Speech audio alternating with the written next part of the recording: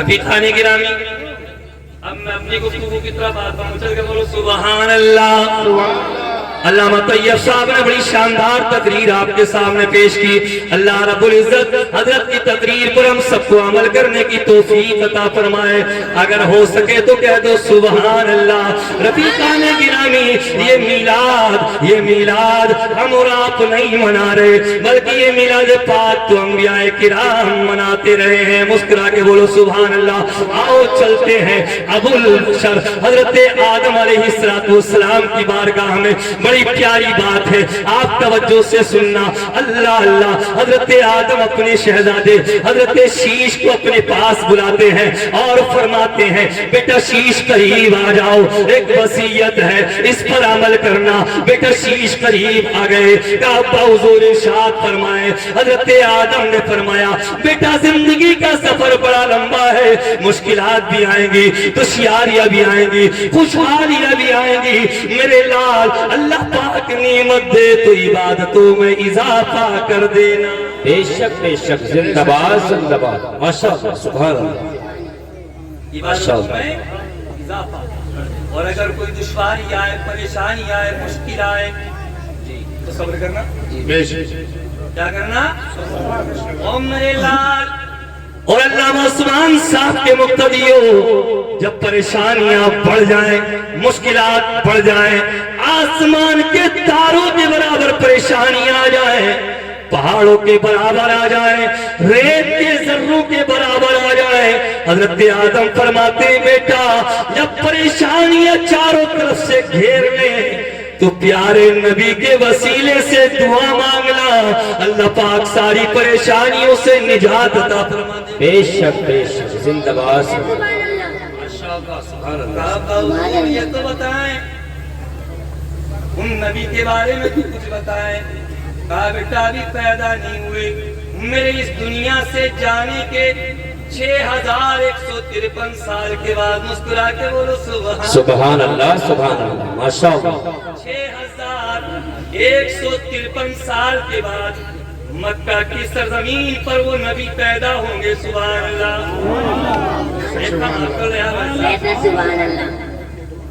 हुजूर एक बात तो बताएं, अभी पैदा नहीं हुए, आपको कैसे मालूम हो गया कि उनके वसीले से जो दुआएं मांगी जाती है अल्लाह पाक कबूल फरमा लेता है। हजरत आदम फरमाते हैं बेटा सुनो, सुनी सुनाई नहीं कह रहा, बल्कि तेरे बाप आदम ने अपनी आंखों से जो कुछ देखा है वो सारी बात बनाना सुभान अल्लाह देखी है। आप हुजूर बात है। कहा बेटा मैं और तेरी माँ डरते हुआ। अरे यार भाई साहब, दुश्मन का जिक्र होता तो लोग घूर घूर के देखते, यहाँ तो नबी का जिक्र हो रहा है। आशिक़े मुस्तफा को मुस्कुराओ यार। घूर घूर के जब इतने मोटे मोटे साहब आ जाए खुद पीछे बैठती है, मुस्कुरा दो सुभान अल्लाह सुभान अल्लाह। अल्लाह के नबी हजरत आदम अलैहिस्सलाम फरमाते हैं बेटा 6153 साल के बाद मक्का की सरजमीन पर पैदा होंगे। कहा हुजूर अभी पैदा नहीं हुए। कहा बेटा सुनी सुनाई ने तजर्बे की रोशनी में। कहा बेटा अब्बा हुजूर तजर्बा कैसे हुआ? कहा बेटा मैं और तेरी माँ जन्नत में थे, अल्लाह का हुक्म था वला तकरबा हाज़िही शजरा, ये जो पेड़ है गेहूं का जो पेड़ है इस पेड़ के करीब न जाना। रफीकान गिरामी हजरत आदम फरमाते हैं मैंने और तेरी माँ हजरत हव्वा ने उस पेड़ से खा लिया, जिस्म पर जो लिबास था जन्नती वो उतार दिया गया है।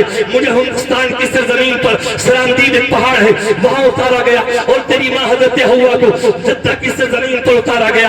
अब तवज्जो से सुनना मेरा काजी के जिंदा दिल मुसलमानों।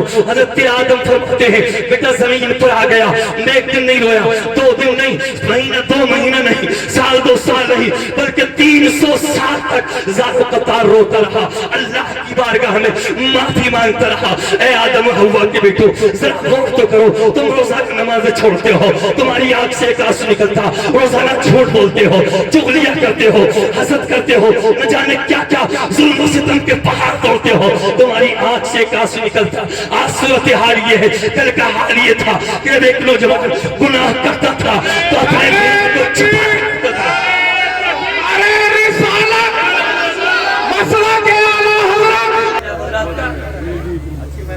آپ غور کیجئے، اللہ آپ کی اس خدمت کو اپنی بارگاہ میں قبول فرمائے۔ نبی علامہ خلیل صاحب نے مجھے بلایا تھا تو ان کے گاؤں میں نورت سنا کے آیا تھا، اتنا بڑا اس کو سوال ملا تھا بھول گئے کیا؟ اماموں کے آدمی مفتی دجال ہو جاتے، اللہ ایک بات کو ذہن حاضر آپ بتا دیں۔ پتانے گرامی غور فرمائے، روزانہ گناہ کرتے ہیں اور نماز پڑھتے ہیں تو مقتدی کہتے ہیں بولے حضرت نماز میں مزہ نہیں آتا۔ اچھا ایک بات بتاؤ، پڑھے لکھے لوگ آواز تو آ رہی ہے نا؟ آپ حضرات کی آواز فرما رہی ہے؟ آپ غور فرمائیے، نماز آپ پڑھتے ہیں مزہ نہیں آتا، اس کی وجہ جانتے ہیں آپ؟ ایمانداری سے بتاؤ پڑھے لکھے لوگوں، آپ کے پاس انگریزی میں کوئی خط آ جائے اور میں آپ سے کہوں اس کو پڑھیے پر آپ اس کا مطلب نہ سمجھیں تو اس انگریزی خط کے پڑھنے میں آپ کو مزہ آئے گا یا نہیں آئے گا؟ نماز پڑھ رہے ہو پر نماز میں جو پڑھا جا رہا ہے اس کا مطلب کیا ہے، اس کا ترجمہ کیا ہے، یہ ہم نہیں جانتے، اس لیے ہمیں اور آپ کو مزہ نہیں آتا۔ اگر اجازت کی بات بتا دوں، آپ غور فرمائیے، ایک بات تو یہ ہے، ایک سوال ہے کہ نماز میں دو ہی سجدے کیوں بھائی صاحب؟ ایک کیوں نہیں ہے، تین کیوں نہیں ہے؟ نماز میں دو ہی کیوں ہیں، ایک یا تین کیوں نہیں، چار کیوں نہیں؟ ایک ساتھ دو ہی تو کرتے ہو۔ نماز میں آپ اتحیات پڑھتے ہیں پر اتحیات کا پس منظر آپ کو معلوم نہیں، اس لیے مزہ نہیں آتا۔ بتائیں اجازت ہے؟ نماز میں آپ سلام پھیرتے ہو، میں آیا آپ کے یہاں آ گیا، میں نے آپ کو سلام کیا، آپ نے سلام کا جواب دیا، ٹھیک ہے آپ میرے سامنے ہو، لیکن یہ مسجد میں السلام علیکم ورحمۃ اللہ، السلام علیکم ورحمۃ اللہ، یہ سلام کیسے کرنے؟ اجازت ہے؟ بس یہ تین باتوں بات کروں گا۔ نماز میں دو ہی سجدے کیوں؟ اتحیات کیوں پڑھا جاتا ہے؟ اور تیسری بات ہم نے کیا بتائی؟ ہاں بس یہ تین باتیں توجہ کے ساتھ مسکرا کے بولو سبحان اللہ۔ میں آپ کے یہاں آیا، میں نے آپ کو سلام کیا، اچھا بھائی صاحب سلام کرنے کا طریقہ بھی سیکھ لو۔ سلام اگر صحیح سے ایک مومن دوسرے مومن کو کر لے تو بھائی صاحب گاؤں کی پریشانیاں اللہ نے چاہا تو ختم ہو جائیں گی۔ اللہ مطلب صاحب بتا دو، ذہن حاضر آپ بتاتے، پریشانیاں کیا ہو جائیں گی؟ ختم ہو جائیں گی۔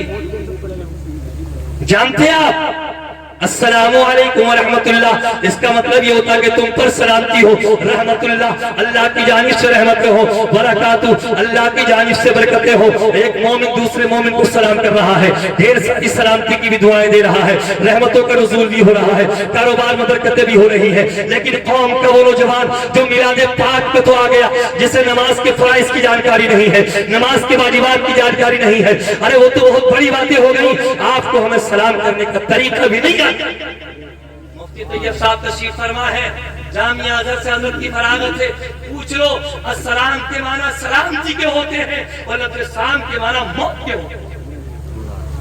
سلام کے معنی کہاں کے ہوتے ہیں؟ اب آیا مقتدی، تم کرنے کی ضرورت کیا؟ آگے سلام کے لو، امام صاحب السلام علیکم۔